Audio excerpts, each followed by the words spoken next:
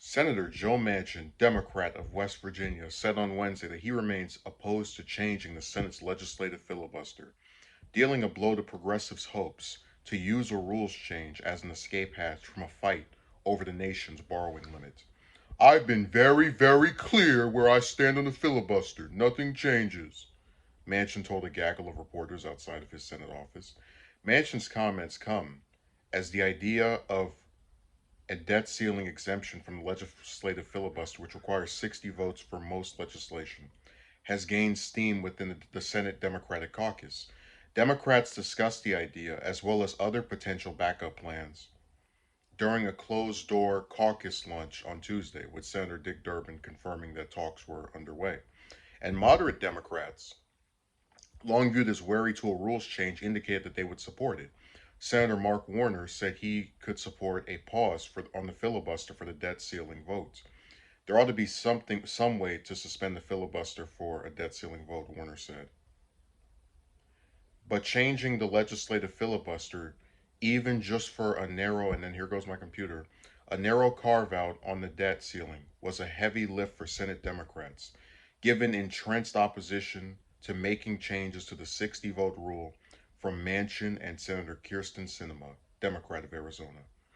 To invoke the nuclear option, Democrats would need a total unity from their 50-member caucus and Vice President Harris in the chair to break a tie.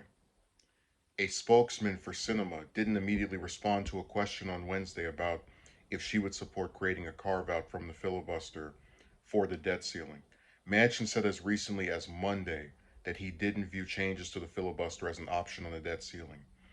The filibuster has nothing to do with debt ceiling. Basically, we have other tools that we can use.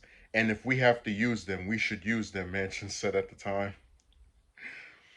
So that's enough reading of this article. What's effectively happening here is that the Democrats want to pass something. They know that if they can get their entire caucus to support it, so the 50 members, and then have Harris as the tie-breaking vote, they can pass it. But Manchin and Sinema, who, if you'll remember, over the last several months, have been the only two Democrats ardently opposed to getting rid of the filibuster, are once again seemingly in opposition to it, except with Sinema, it's not entirely known yet because her spokesperson didn't respond. But Manchin's like, oh, there's other options, and then doesn't even clarify what the other options are. Now, further in this article, to his credit, I'm not trying to pretend he didn't say certain stuff. He mentions that Schumer and McConnell should negotiate, and then the article mentions that they haven't been negotiating. But it's like this: Democrats have a really slim majority. They've had Republicans led by McConnell um, attacking everything they do as radical and extremist and all these different terms they like to use. So I don't really blame Schumer for looking at what McConnell has to say about the things him and his party want to do, and just saying, all right, we're not even going to bother trying to carve out anything with you. But see, Manchin is like going back to his playing dumb strategy where he acts as if he doesn't know that these people don't work together and are actively saying that they oppose each other's stuff.